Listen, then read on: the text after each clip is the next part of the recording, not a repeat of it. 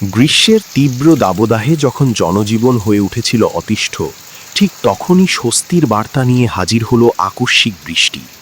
আল্লাহর অশেষ রহমতে আজ চট্টগ্রাম জেলার বিভিন্ন স্থানে নেমে এসেছে প্রশান্তির জলধারা।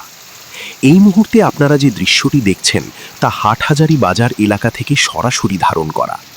এখানে এখন বইছে ঝড়ো হাওয়া, সাথে চলছে মুষলধারে বৃষ্টি। সকাল থেকেই আকাশে ছিল মেঘের আনাগোনা, তবে দুপুর গড়াতেই হঠাৎ করে শুরু হয় এই বৃষ্টি, যা মুহূর্তেই বদলে দেয় চারপাশের চিত্র। প্রচণ্ড গরমে ক্লান্ত মানুষ যেন ফিরে পেয়েছে স্বস্তি। অনেককে দেখা গেছে বৃষ্টিতে ভিজে উপভোগ করতে এই প্রশান্তির মুহূর্ত। রাস্তাঘাটে জমে থাকা ধুলাবালি ধুয়ে গেছে, চারপাশে নেমে এসেছে এক শীতল আবহ। গ্রীষ্মের শুরুতেই এমন স্বস্তিদায়ক বৃষ্টি প্রকৃতিতে যেমন এনে দিয়েছে সজীবতা, তেমনি মানুষের মনেও জাগিয়েছে নতুন প্রাণের সঞ্চার।